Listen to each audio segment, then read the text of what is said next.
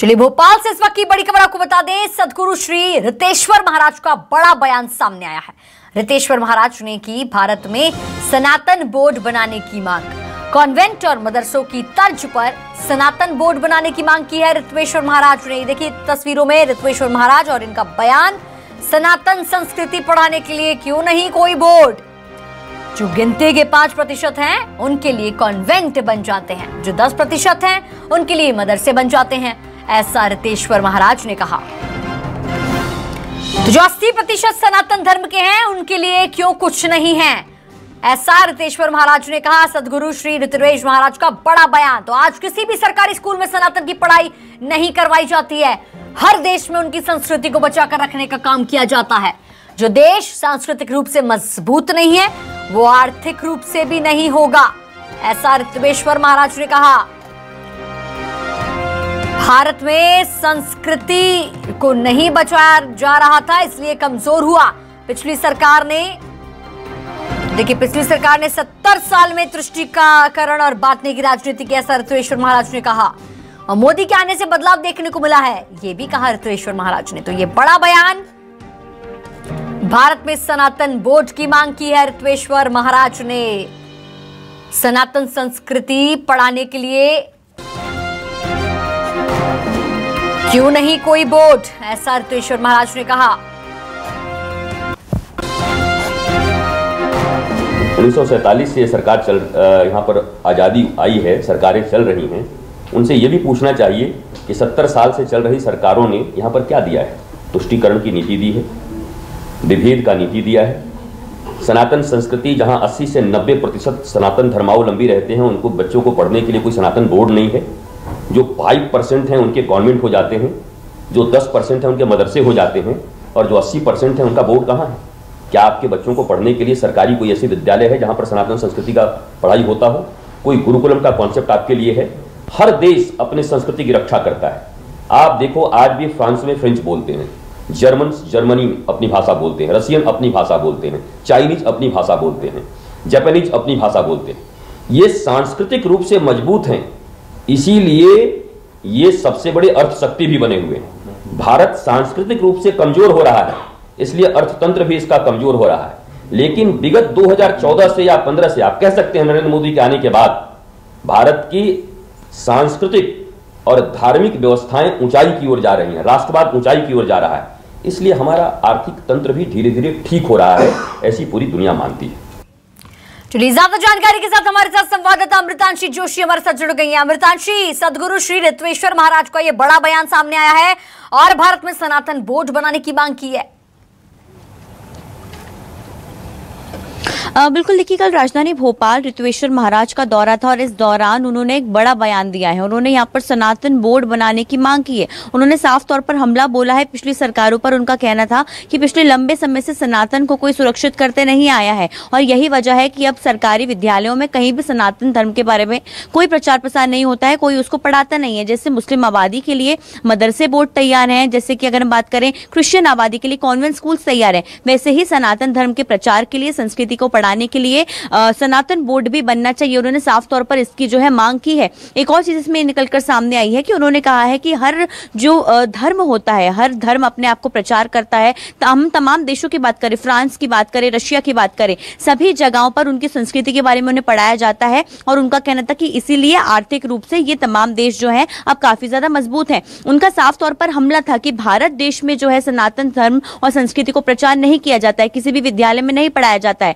सनातन का कोई बोर्ड नहीं है, इसलिए भारत अब आर्थिक रूप से कहीं ना कहीं पिछड़ता हुआ भी नजर आ रहा है। हालांकि पिछली सरकारों पर भी उन्होंने हमला बोला। कांग्रेस पर साफ तौर पर उन्होंने हमला बोला है कि 70 साल में जिस तरीके की राजनीति कांग्रेस ने की है वो तुष्टीकरण की राजनीति थी, सभी को बांटने का काम कांग्रेस ने किया था, जिसके चलते कहीं ना कहीं हमारा देश आज तक, अभी हम कह सकते हैं, विश्व गुरु नहीं बन पाया है।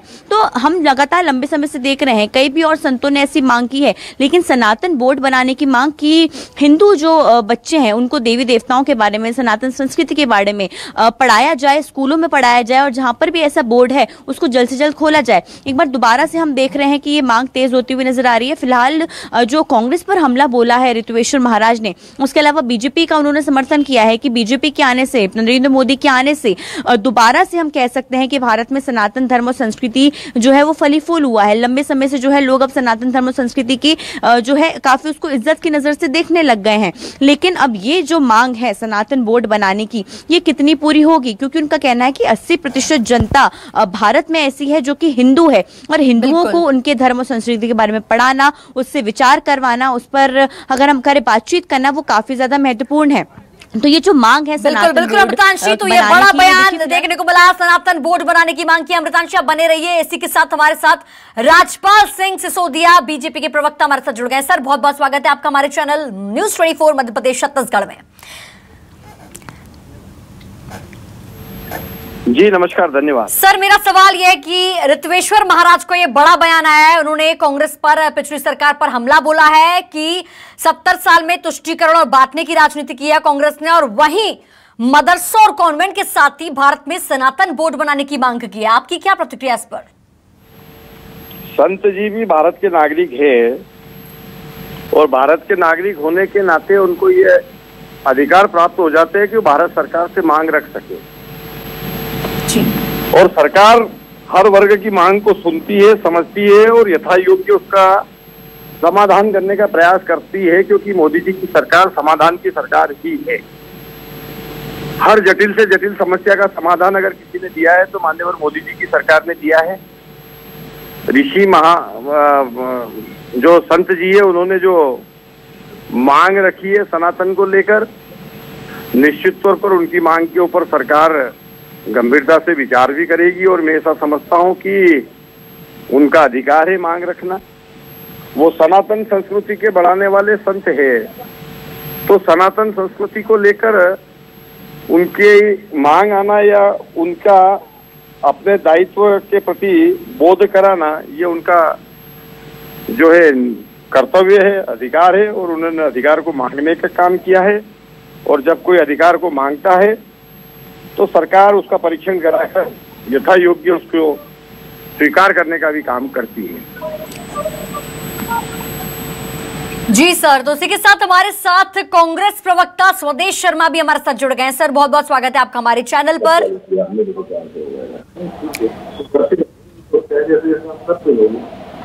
हेलो जी सर, बहुत बहुत स्वागत है आपका हमारे चैनल पर। सर ऋत्वेश्वर महाराज का बड़ा बयान सामने आया, उन्होंने कहा है कि भारत में सनातन बोर्ड बनाने की मांग भी की है। देखिए, मैं ब्राह्मण हूँ, सनातनी हूँ, वो मैं समझता हूँ विश्व के सबसे बड़े सनातनी देश का, लोकतांत्रिक देश का मैं नागरिक हूँ। मैं ये जानता हूँ कि साधु संत क्या होते हैं, जगत गुरु ब्राह्मण, ब्राह्मण गुरु सन्यासी। अगर भी सन्यासी ने कोई बात कही है, मैं आदर तो उनका करता हूँ, लेकिन हाँ ये जरूर कहूंगा कि सन्यासियों को राजनीतिक पार्टियों से जुड़कर के राजनीतिक पार्टियों का विरोध या किसी का समर्थन करना, मैं समझता हूँ ये समाज के लिए ठीक नहीं है और सनातन के लिए भी ठीक नहीं है। जी सर, उन्होंने यही पूछा है कि जो गिनती के 5% हैं उनके लिए कॉन्वेंट बन जाते हैं, जो 10% है उनके लिए मदरसे बन जाते हैं, तो जो 80% सनातन धर्म के हैं उनके लिए क्यों कुछ नहीं? देखिए, सिस्टम बात नहीं है, कुल मिलाकर के इतने शंकराचार्य है अब तक, यही एक ऐसे संत महात्मा आए जो राजनीतिक बयान दे रहे हैं, मतलब किसी भी राजनीतिक पार्टी का समर्थन कर रहे हैं तो किसी राजनीति का विरोध कर रहे हैं। तो राजनीतिक दलों की राजनीति में साधु संतों का उलझना मैं समझता हूँ ठीक नहीं है। आप शायद सुन नहीं पाई मेरी बात को। मैंने ये कहा कि हमारे सनातन में जगत गुरु ब्राह्मण है, मैं ब्राह्मण हूँ, लेकिन ब्राह्मण गुरु सन्यासी है। सन्यासी के देश में जो भी हो मैं उसका आदर करता हूँ, सम्मान करता हूँ, लेकिन अपेक्षा करता हूँ कि वो राजनीतिक हथकंडे, राजनीतिक बयानबाजी से अपने आप को दूर रखें ताकि उनका सम्मान। जी सर, वही हमारे साथ बीजेपी प्रवक्ता भी हमारे साथ शामिल है राजपाल सिंह सिसोदिया। सर, आज किसी भी सरकारी स्कूल में सनातन की पढ़ाई नहीं करवाई जाती है और हर देश में उनकी संस्कृति को बचाकर रखने का काम भी किया जाता है, क्या प्रतिक्रिया आपकी? देखिए, समय समय पर सब चीजों की बातें होती है।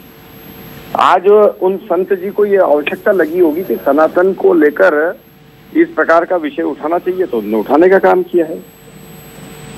अब उनको किन किन बिंदुओं पर किस प्रकार से उसमें उन्होंने ज्ञापन दिया है या मांग करी है वो अलग विषय है, पर ये बात तो सही है, उन्होंने गलत भी क्या कहा है कि इस देश के अंदर अगर या तो समान नागरिक कानून संहिता लागू होना चाहिए, तो समान यूनिफॉर्म सिविल कोड की दिशा में भी हमारी सरकार काम कर रही है। और अगर कोई वर्ग विशेष को और कुछ विशेष लोगों के लिए विशेष सुविधा है तो बाकी लोगों को भी वो सुविधा मिले, ऐसा करके उन्होंने मांग करी है, तो सरकार उस मांग पे गंभीरता से विचार करेगी।